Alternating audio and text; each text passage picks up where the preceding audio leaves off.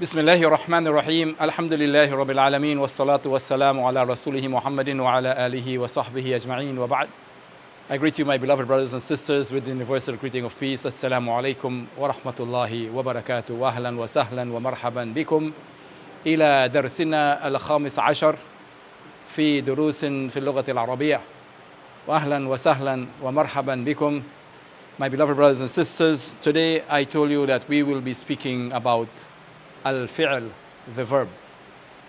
The verb, as I have mentioned in the previous class, it's the most exciting word in the Arabic language. All right? Because there's so much to talk about the verb, today we are not going to do any revision of the words that we have looked at, which are the al-jihad, to sit, the 6 directions, and we took some additional words, inshallah. But today, inshallah, we are going straight into the verb. And what I would like to say about the verb is that the verb is, as I said, is perhaps the most important word in the Arabic language. And that is so because, number one, it is an action word. Number two, it is like the root of many other words in the Arabic language. All right? And we will, inshallah, as we will be in, progressing in this Arabic course, inshallah, we will be learning how it is that words are actually derived from the verb and how we could have different shades of meanings, and they are all returning to the verb. All right? And to demonstrate this, perhaps with a little chart, it will bring more clarity for you what I mean when I say that the verb is perhaps the most important word in the Arabic language. And normally I would draw something looking like a tree. So that is a representation of the trunk of the tree. And these are the branches of the tree. All right? And trees normally some trees have many branches, and other trees might just have a few branches. And likewise, in the Arabic language, you would have certain verbs with limited derivatives. And then you may have some other verbs with a lot of derivatives. So it's like, it could be likened with trees. Some trees will have many branches. All right, so perhaps I could draw another tree here, and I will demonstrate to you how the words are formed. So take, for example, all words, or most of the words in the Arabic language, most of the verbs in the Arabic language are triliteral based, meaning that there are 3 main letters of the verb.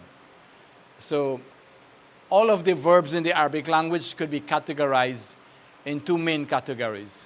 One category is what is called the triliteral based verbs, which is in Arabic is called al-fi'l al-thulathi. And you have al-fi'l al-ruba'i, which is quadrilateral verbs, inshallah. We look at a diagram here just now, inshallah, to demonstrate that more. But what I want to point out with the tree, actually, is you have 3 letters in the verb, okay? 3 main letters. And from these 3 main letters, you will have other words that are derived from those 3 main letters. Okay, so this word alima, this verb alima, it means to know. Okay, so anything that is pertinent about knowing, about knowledge, will be derived from this word alima. So a derivative of alima is, let's say, for example, you have the word, so this is alima, this is a verb. But you may have the word ilm. Ilmun, it's a noun. So ilm means knowledge. I'm going to write knowledge here. Why? Because I want you to also note and make a comparison between the Arabic language and the English language. And you will see how advanced and how organized the Arabic language is when compared to the English language and perhaps other languages. All right? So we have ilmun means knowledge. Another derivative of the word alima is alim.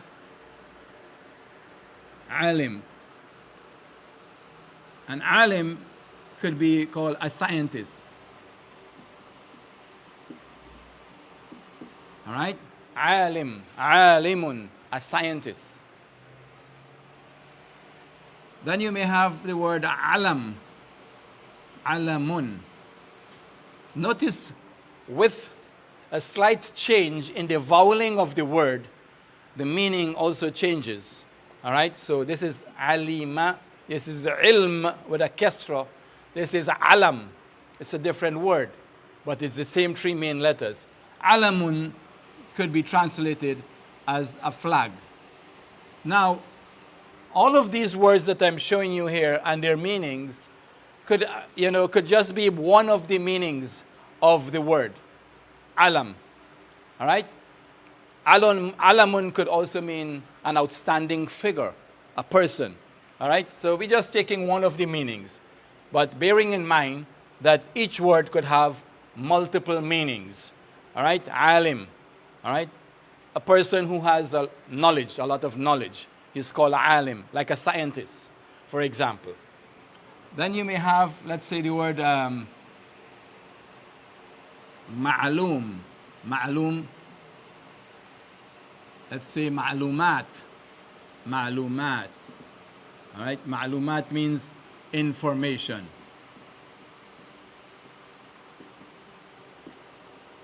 It could also mean requirement.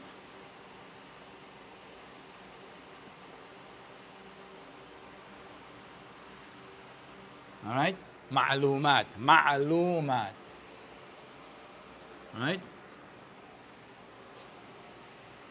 When you're traveling, you might see a word like this.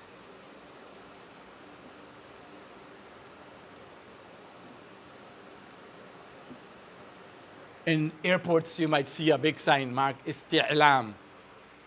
And you might have a question mark like that. So what does that mean? Make a guess. If you're in an airport and you see a question mark, could you make a guess what that word would mean? Information, like you're seeking information. You want to find out, where can I find this particular airline? Where can I go and drop off my bag? Where can I get a money exchanger? Isti'lam. All right, some of them may have the plural, isti'lamat. So, isti'lam means information.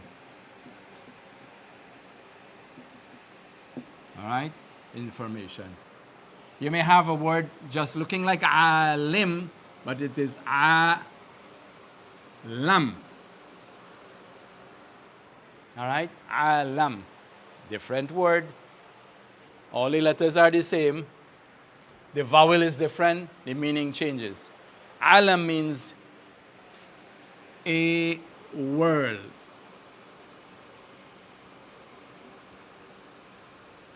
A world. And that is from alam you have alamun and alameen. Worlds. Like Alhamdulillahi Rabbil Alameen. All right, from alam, one. Alameen, many worlds. All right, so you have that. You may have mu'allim.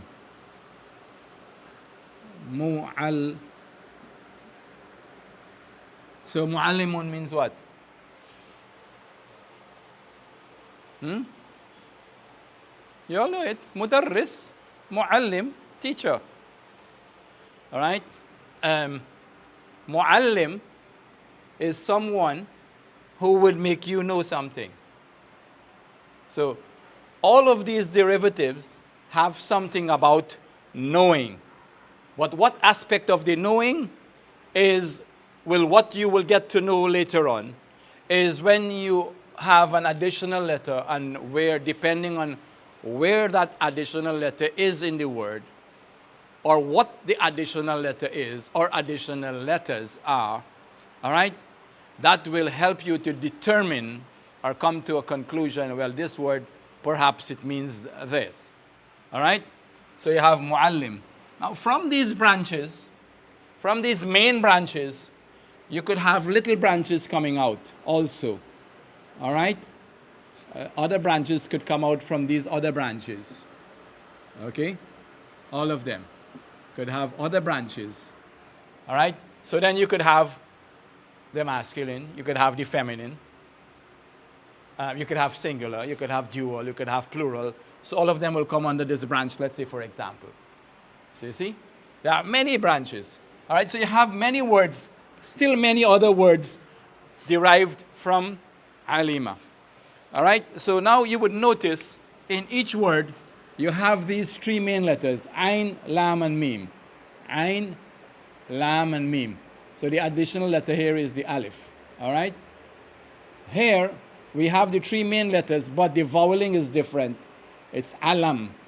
All right? Ma'lumat. So we have an extra mim, an extra waw, and then we have the alif and the ta. We have many, but we have the ain, lam, and mim. All right? This is a mim here. Okay? Here we have ain, lam, and mim. All these are extra letters. And you would learn later on, when you have alif, sin, and ta, what kind of shade of meaning it gives to the verb. All right? Like, you're seeking. Seeking whatever the root word mean. So, alima means to know. And if you put a prefix of alif, sin to the verb, it means you're seeking whatever that is. So, isti'lamat. So, ista'lama means to seek information. Okay? That's why when we are saying like astaghfirullah, so ghafara, which means to forgive, ghain, fa, and ra, ghafara. Istaghfara means he sought forgiveness. Astaghfirullah, I am seeking Allah's forgiveness. Seeking, right? So it's like the meaning of seeking something. All right? And then you have alam. All right? So all of these words, as I told you, like have alam. And how do you relate it with the meaning alam? How do you relate it to with no? The world is something that is known to everyone. So it's alam. All right? It is known. Like it's like passive participle. If you want to know the English terminology for these words, they all have, English terminologies in the English grammar, right? So it's called the passive participle. Mu'allim is an active participle, all right? From allama. So mu'allim is actually one of the smaller branch from allama, all right? And you have i'lam. I'lam is like the media. It's the media is giving you information, getting you to know things. All right, so that's another, derivative. I'lam. All right, i'lam, and so on. You have many more in between. Okay, now, so let's write here the word media. All right, now we want to look at the English language and the words we are looking at here now. Look at no. This is related to this. That's good, mashallah. What about this? A scientist, a flag, information, all right? Or requirement, a world, a teacher, or a tutor, all right? Media. Could you see how many different words we have in the English language? But when you look at the Arabic language now, you're seeing ain lam in all of them. Ain lam, and mim. Ain lam and mim, the three main letters. So it has something about knowing something. All right? So let's look at another verb. All right? Let's write it in red now to make it more highlighted so you could see it clearly now. All right? I'm going to write the verb in red, and the others will be additional. So we have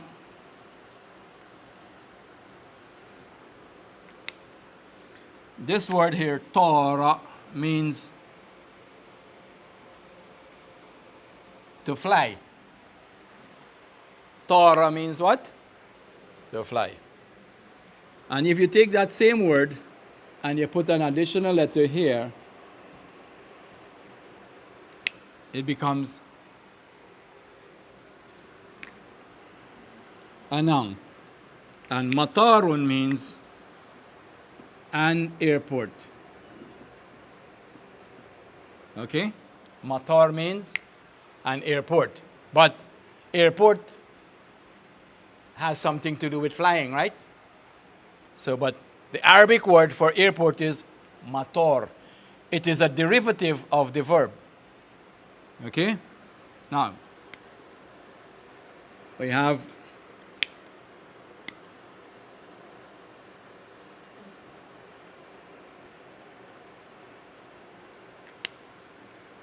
an infix.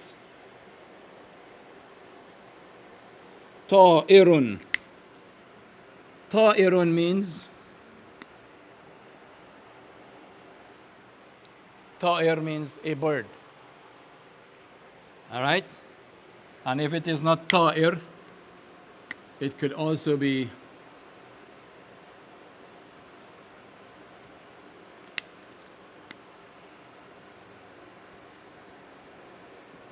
طير. All right? So طير. وأرسل عليهم طيرا أبابيل. Right? So طير in the Quran. And you could take a small bird and make a bigger bird. Right? So you have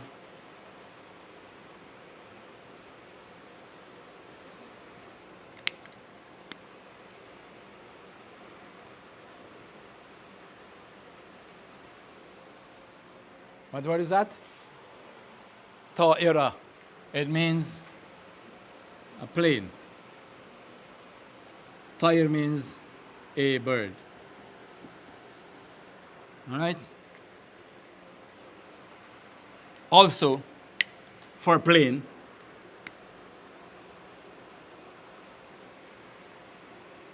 write in red, yes.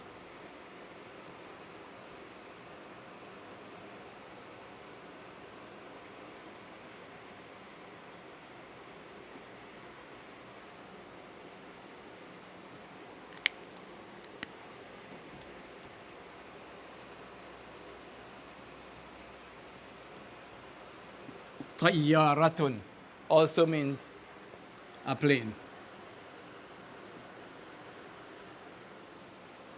And then you could have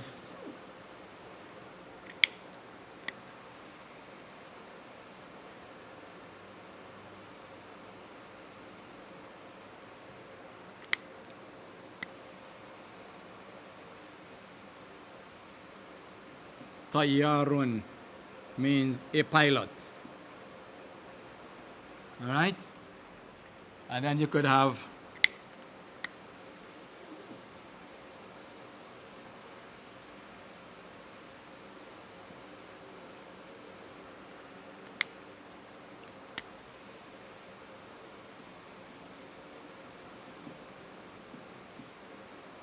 Tayaran. All right? So these are some of the derivatives of the word tor.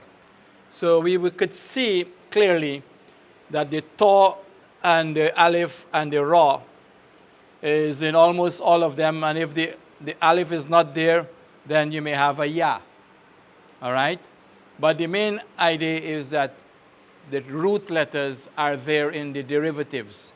And each one of these words here, these derivatives, it has something to do with the main word, which is flying. So let's examine them. Aviation. Anything about flying? Tayyar, a pilot. About flying? A plane, this. Tayr, about flying. Tair, matar. All right? So I remembered when I was learning Arabic, my teacher, my very good teacher, Dr. Abdur Raheem, may Allah bless him for teaching me. I told him I love how the Arabic language and how the words are formed. So he told me something I never forgot. He said the Arabs they live in tribes, and so too their language. Their language is also like in tribe. This is called the Alima tribe, and these are the members of the tribe. All right? This is the Tor tribe, and these are the members of the tribe. All right? And so all the words in the Arabic language, they are like, most of them, majority of the words, they are from the verb. All right? And that is why the verb, as you could say, is the most important word in the Arabic language, because words are derived from them. Now, let us look at the verb from a different angle now, and different perspective. How are we going to introduce the verb to you?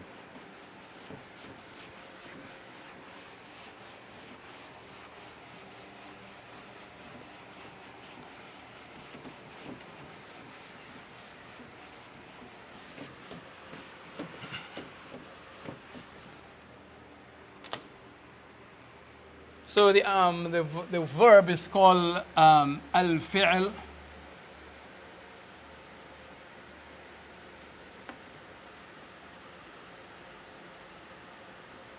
Al-fi'lu, the verb.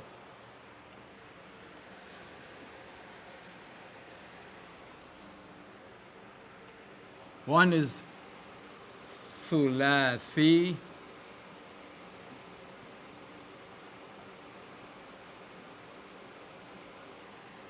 Next one is ruba'.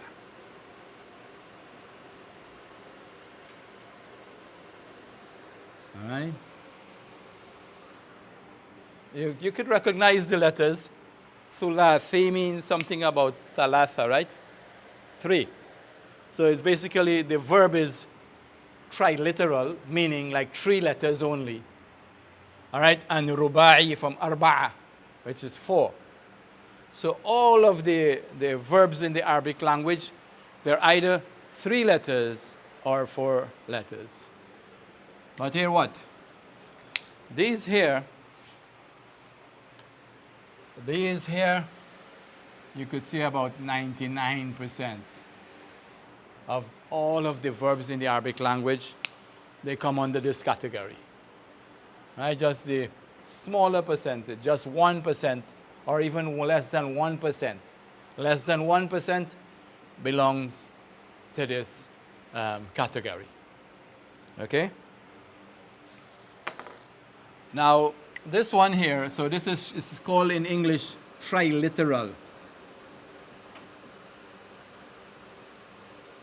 All right, and this one is quadriliteral.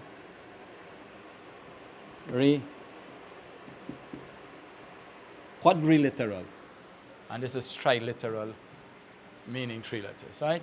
These are also divided into 2. And these here are also divided into 2. Okay?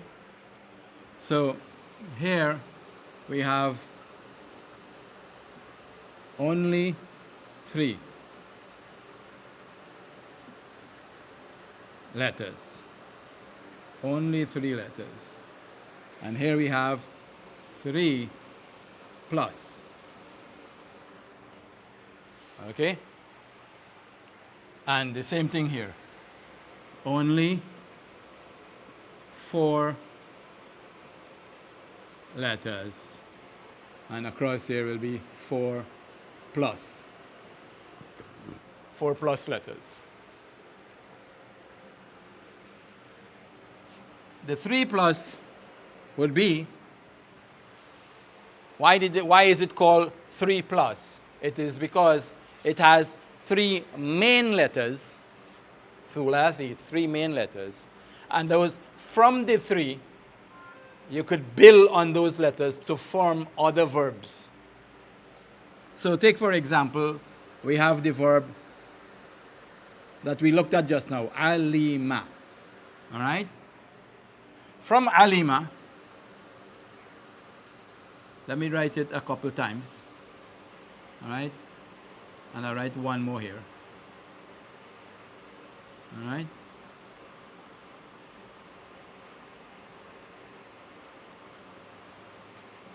I should write that in red. All right? Write this in red. So from alima, we could have a next verb.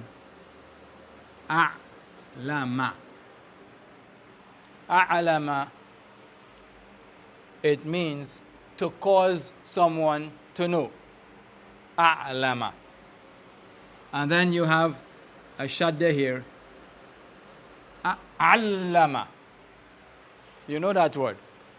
Allama al-insana ma lam ya'lam. Allah, right? Allama al-insan ma lam ya'lam. What he didn't know. So allama means to teach. From allama, that's how you get mu'allim. Right? And then you could have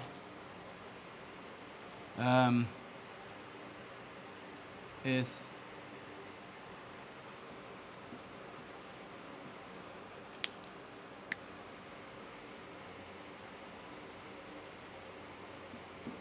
all right, and you have more coming down here.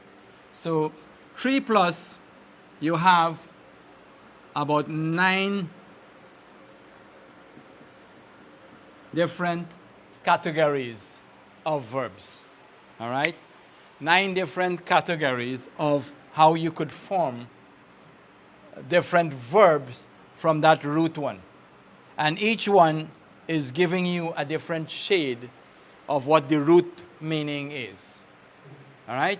So that is why it is called 3 plus, because you have the 3 main letters of the verb, and then you will have additional, either one additional letter, and the additional letters could either be at the beginning, like an alif, or the second letter could have a shadda on it, all right? Or it could have other different ways, all right? And I just put in one more here. But basically, about 9 different categories here. And likewise, here will be only 4 letters, and across here, you have a couple, all right? Just about 2 additional, all right? So for now, for this first module of the Arabic language that we are doing until the end of October, inshallah, we will only be dealing with this one. This one, we are not dealing with it, ya'ziyat, neither this. So we are not dealing with all of these. Only this one aspect of this, which is only 3 letters. And if we can understand this one, these others that seem to be very big are actually easier than these. All right? These here, they might be bigger, but they're easier to handle and to understand, as long as we could get through with these here across here. All right? So now I'm going to take this off, and we're going now to zero in on this and see what this one looks like.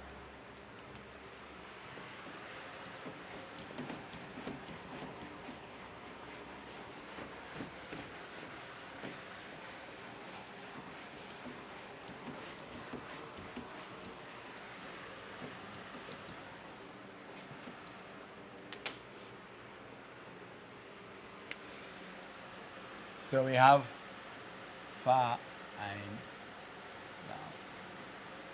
lam. Right? The Arabs have developed a system whereby they use these 3 letters, fa, ain, lam, to measure words. It's like a scale or like a pattern. All right? From these 3 main letters, you could add other letters, and those additional letters now will tell you what shade of meaning you get. Now, when you're looking at a new word as a student of the Arabic language, you will have to learn now how to decipher and how to break down that word that you're seeing, which might be about 3-4 letters, and come down only it might be 4 or 5 letters, I meant, right? 4 or 5 or even 6 letters. You have to know how to break down that word and come back to 3 main letters. All right? And that is what is going to bring you back to this. So let's say, for example, a verb that you have already done, which is dhahaba. All right? So we say dhahaba, dhahaba. Haba, dhahaba. It's just like fa'ala, fa'ala. All right, dhahaba, he went. So it's saying that they have used this word to measure words. Let's take, for example, this word. Let's look at the word kitab. It's a word that you already know, kitab. All right, so kitab is from, we have the fa and the ain and the lam. All right, but we have here now an extra letter. So we say that this kitab is from the pattern fi'al, fi'alun. All right, fi'alun. So fi'alun, our focus is always on fa, ain, lam. Anything besides fa, ain, lam, you will have to know that they are extra letters. So if I were to write a pattern like this, mif'al, mif'alun, and I ask you to give me a noun that you know that has the same voweling like this, you might say, okay, miftahun.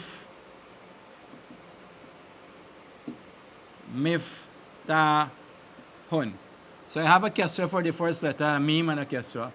I have the second letter has a sukoon. The third letter with a fatha with a alif. So mif'alun. So we say miftahun is of the pattern mif'alun. Now mif'alun, my focus is on what? Fa, ain, lam, 3 letters. So fa, ain, lam, what are the extra letters here? The mim, right? So mim is extra, and this is extra here, right? So we have fa, ain, lam. So mim is extra, so that means it is telling me that mim is extra here, and the alif is extra.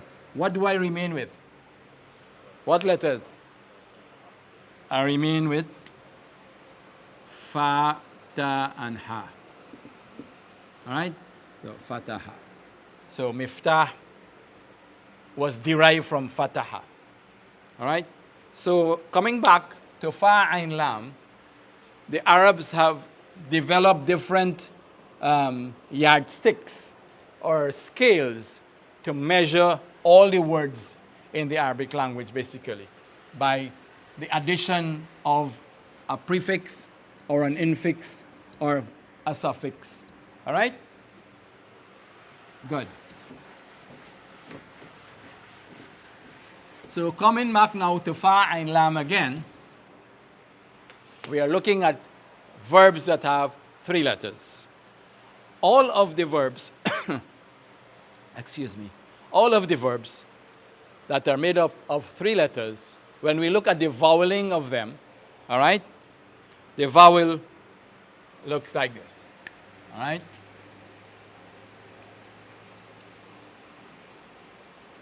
Fa, ain, lam. I'm going to write it 3 times.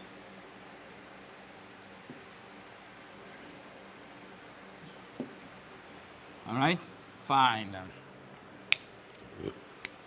The first letter and the last one, they all have both fatha.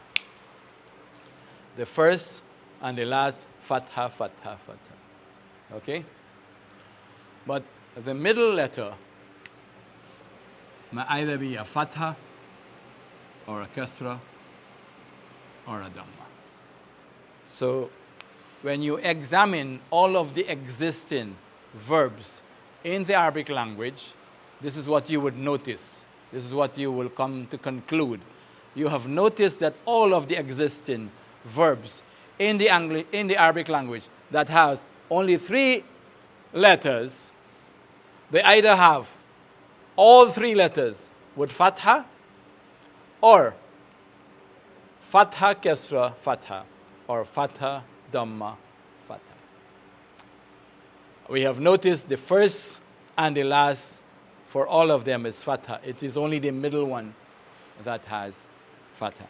In terms of occurrences of the different patterns in the Arabic language, this first one, number 1, takes priority, meaning that this one is the most predominant one. Okay, like kharaja, dhahaba, jalasa, and all of them all have fatha, fatha, 3. Okay? And then next in line will be this one with the kasra. And the third is this one. Hal fahimtum, you all understand? So far, so good?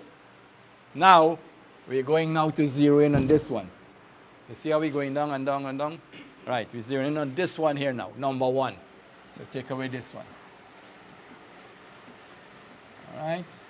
So now what we're going to do is we want to use, how we're going to use the verb. For those of you who have studied Spanish and French and maybe some of the other languages, you know that there is something that is called conjugation, which does not exist in the English language. So in English, I would say, for example, I went, right? We went. You went, right? He, she, right? Went, they. Everybody is went. It's the same verb. That ain't changing at all. Not changing. But for the Arabic, for each one of them, it changes. And it's more than this. All right? So to help us to understand the changes that occur in the verb when it is attributed to different individuals or pronouns, I will draw a table like this. Let me take back this out. And I'm going to draw a table. You have another pen.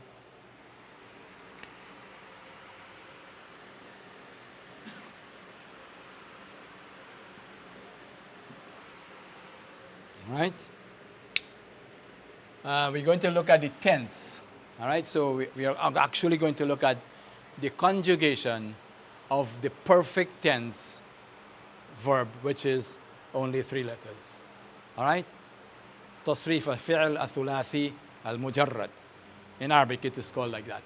All right. I don't want to burden you with the names, but maybe for them, some people who are viewing online and they may have done some of this before and they probably want to know تصريف الفعل الثلاثي المجرد للماضي for the perfect tense. All right. So what we're going to do, we're going to write the columns here. We're going to get singular, al-mufrad. Al-mufrad is singular. Right. Al-mufrad. And this one is dual. All right. The dual is called al-muthanna. And the plural is called al-jamma. All right?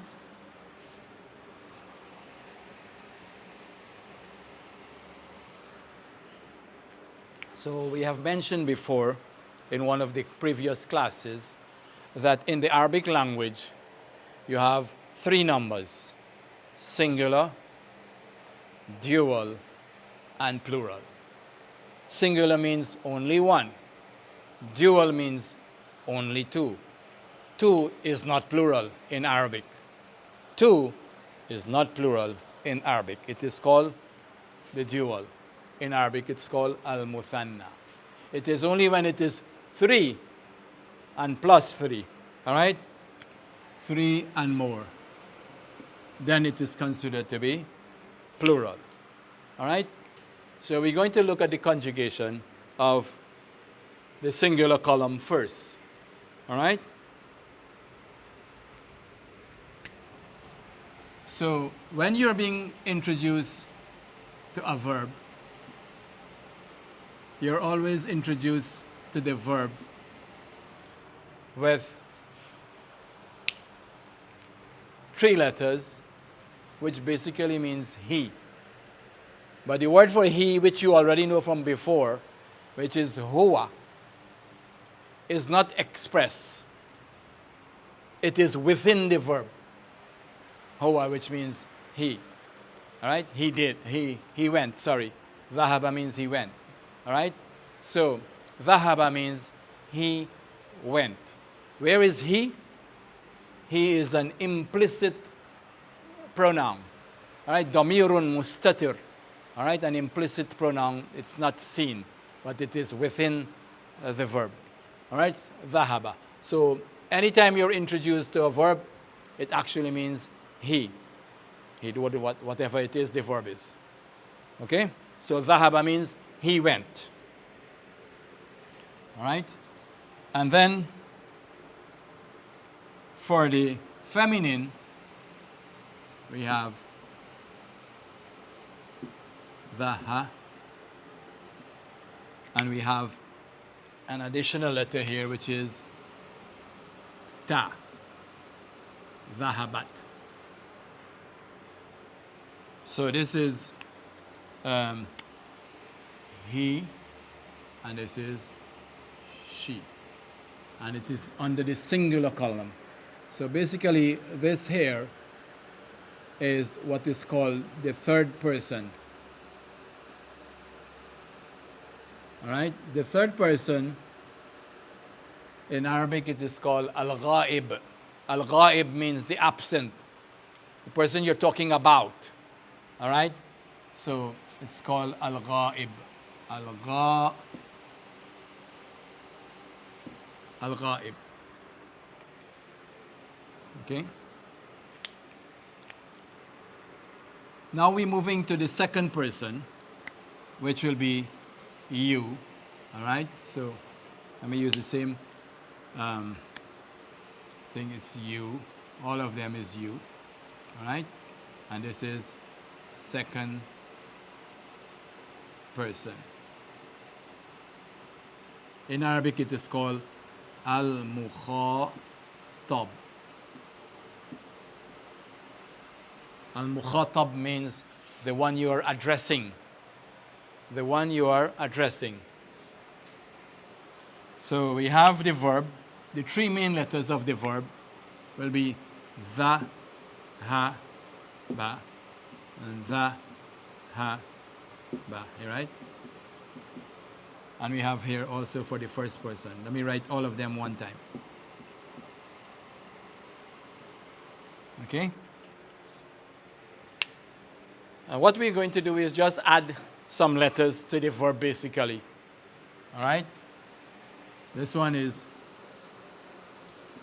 dhahabta, and this is dhahabti, and this one is dhahabtu.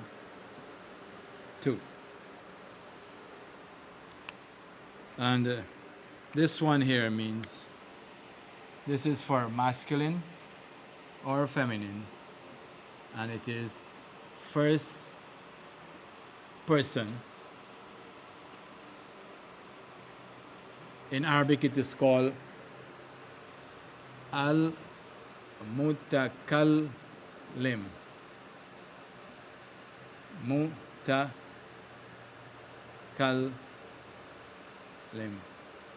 Al-mutakallim, the speaker. Al-mutakallim means the speaker. And in English grammar, it is called the first person. All right? Now, this one here, the hapta is for masculine, and this one is for feminine. But both of them is you. All right? You. So this is what the first column looks like, the singular column. All right? What you would also notice, all right, to simplify it for you, is we have added only one letter, and it is the same letter. It is a ta. Okay? But the most important thing that you have to remember with the ta is the voweling of the ta. All right? So you would notice when it is for she, the vowel of the verb remains intact. All three fatha remains intact. Dhahaba. So just the ta here. So it's dhahabat. The last letter of the verb will now be attached to this ta. So bat, dhahabat. All right? For the remaining second person and first person, the last letter of the verb, which is the ba here, the fatha will now change to a sukoon. Okay, notice. All right? And then you have the three vowels. Fatha, kasra, dhamma. How easier can it get? Easier than this. It is so easy. All right? Fatha, dhahabta. Just like anta. You, masculine, male. Anta, dhahabta. Now you don't need to tell a person like anta dhahabta. You went. Dhahabta already indicated is you, a masculine. Dhahabti, you don't need to say anti dhahabti. If you say anti dhahabti, it is not wrong, it is still correct. It just becomes an emphasis, but it could be redundant also because it is already indicated in the verb itself. This is the doer of the verb or the subject of the verb. All right? All verbs have a doer. All right? If you have a verb, you must have someone who is doing the action. All right? So here we said the he is an implicit pronoun. It is within the verb. It is not shown. Here you can see it. The ta. Ta'ut ta'nith it is called. Ta'ut ta'nith, meaning the feminine ta. It is the ta that is added to the verb to make the verb feminine. It is called ta'ut ta'nith. All right, to make it mu'annath. All right, and this is the ta here. This is a different ta. This is not ta'ut ta'nith. This has a ta with a fatha. It's a ta with a fatha. All right, this is the doer. It's you. Anta, masculine. And the anti, right, feminine. And the tu is I. Whether the person is a male or a female, they say dhahabtu. All right, so dhahaba, he went. Dhahabat, she went. Dhahabta, you went, male, masculine. Dhahabti, you again, but feminine this time. Dhahabtu, I went. Only tonight we will only be dealing with the singular column. All right? Now, as you can perhaps conclude from this diagram here, you would notice that we have all of these to fill out. So if this is he, and then you have 2 here, and then you have 3 plus here, here, here, here, here, all of them. All right? Basically, if you have 1, 2, واحد اثنان ثلاثة أربعة خمسة خمسة في ثلاثة خمسة عشر 15.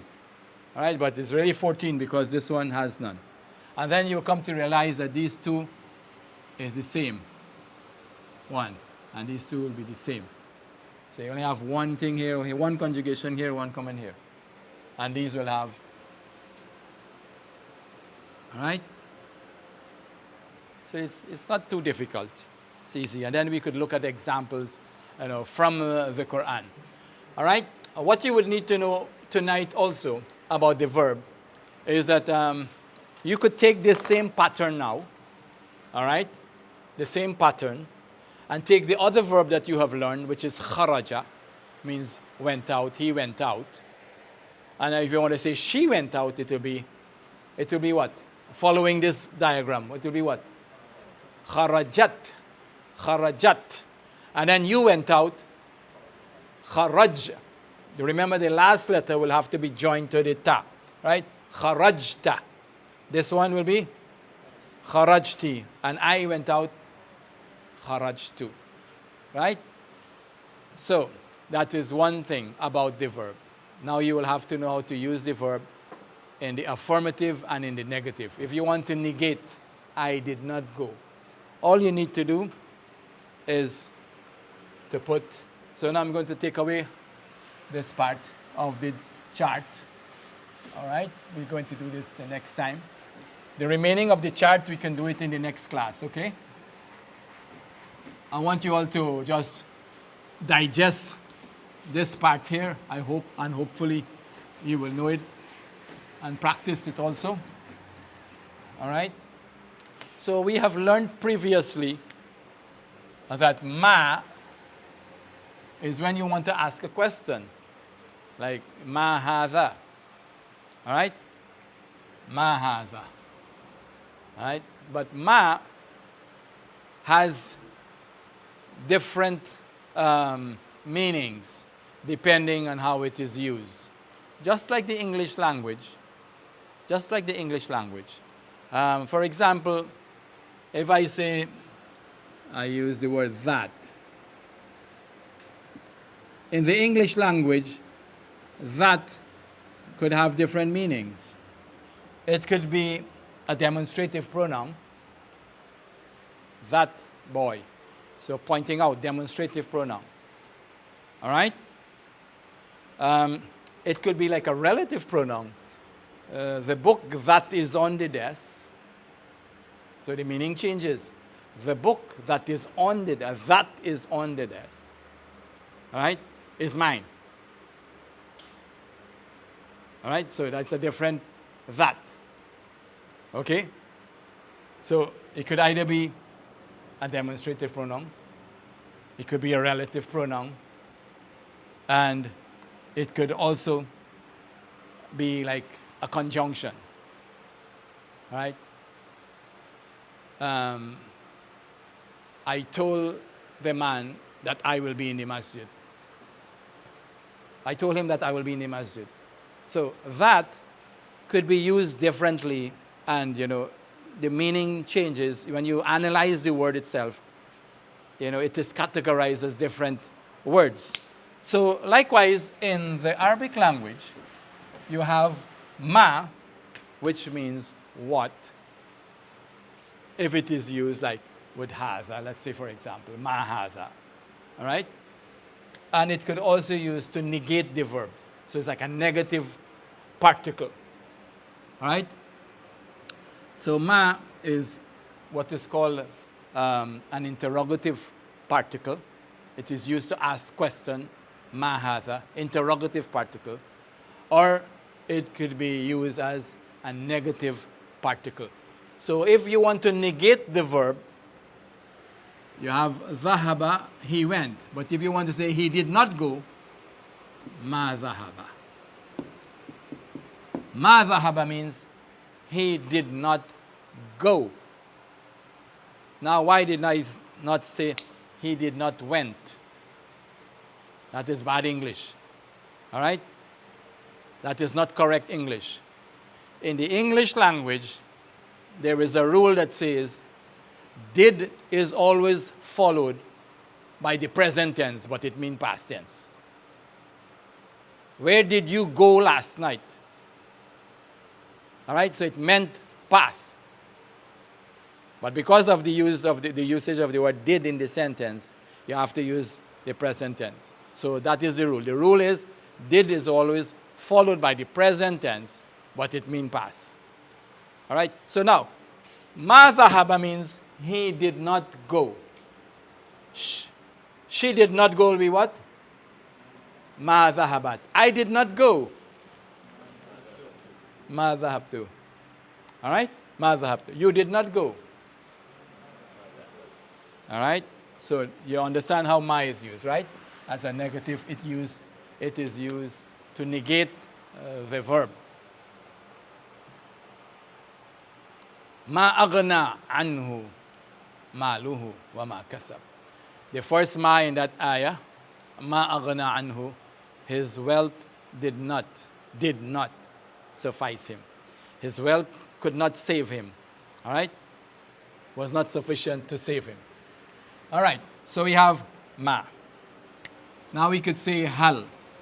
We're using hal to make a question. So you could say, did he go? Hal dhahaba. Hal dhahaba ila al-masjid. Did he go to the masjid? Hal dhahaba ila al-masjid? All right. Did she go to school? How would you ask that question? Did she go to school? هل to school. إلى المدرسة. هل ذهبت إلى المدرسة today? اليوم. Yesterday. أمس. هل ذهبت إلى المدرسة أمس? Did you go to Port of Spain today? How would you say that? Did you? I'm talking to a male person. I'm talking to. هل ذهبت? No, I did not. لا. Pause. لا. And then ما ذهبت. ما ذهبت. لا. ما ذهبت. All right? So, what about if you were to do for homework? Make up some sentences and some questions using the conjugation of the verb in the perfect tense, singular column. All right, let me see. 5. And don't give me the same sentence, please. Like, ما ذهب إلى Port of Spain, ما ذهب or ما ذهبت إلى Port of Spain, ما ذهبت إلى Port of Spain, هل ذهبت. Same thing. Give different sentences, right? And give meaningful sentences too. Sometimes some of you, cannot differentiate between a cow and a book. هل هذا كتاب أو بقرة? No, don't give examples like that. Give examples that have good meanings, right? All right, questions? No question. Yes, questions? Anybody questions online? All right. Okay, so we have started the days of the week. Ayyamul usbu'. Ayyam meaning plural of yawm. Ayyamul usbu'. So you could start with day number 1, which is al-ahad. If you say yawmul ahad, it is also correct. Yawmul ahad. يوم الاثنين يوم الثلاثاء يوم الأربعاء يوم الخميس يوم الجمعة يوم السبت. All right? Your turn, go ahead. يوم الأحد يوم الاثنين. I can't hear. يوم الثلاثاء. That's which day of the week is that? Thulatha. The word itself could remind you of the third day, right? Right. Tuesday. Yawmul Arbi'a. Yawmul Khamis. Yawmul Jumu'ah. Yawmul Sabt. Al-Yawm. Ayyu Yawm. اليوم يوم الاثنين. اليوم وغدا وأمس يوم الأحد وقبل أمس before. So you have قبل and بعد, right? Did I give you these 2 words? قبل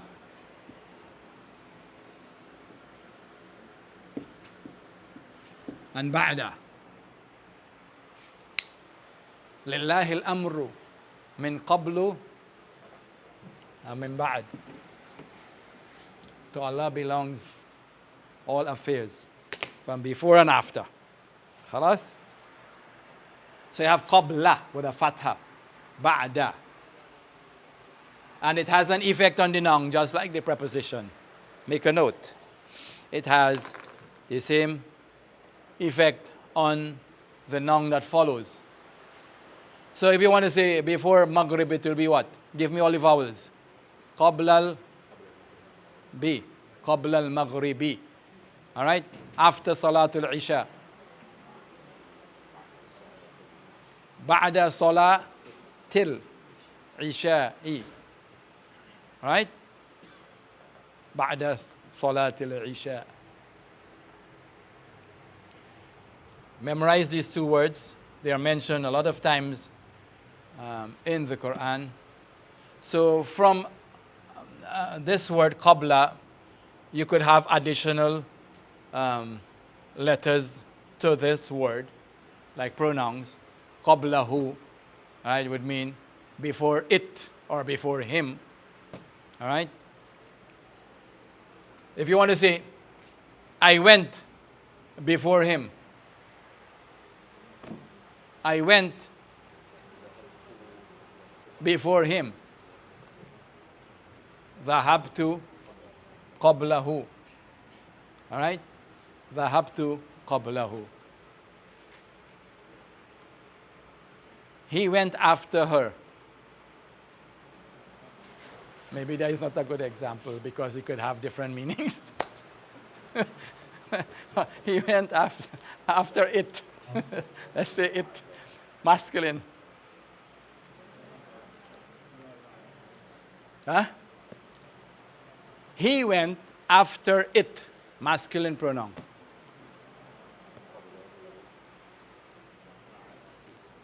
He went ذهب بعد. All right.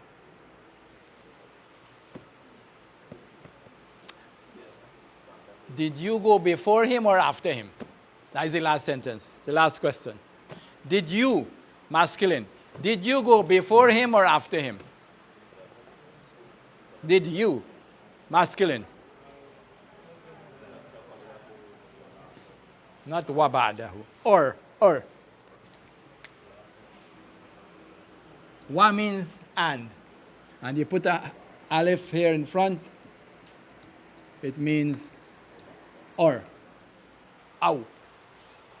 Aw means or. How the numbers going? Good? How do you see 83 in Arabic?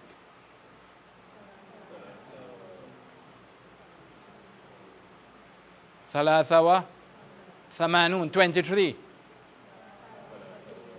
ثلاثة 13.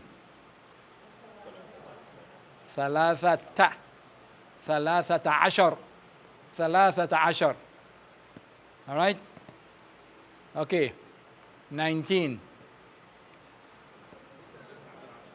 29. 29.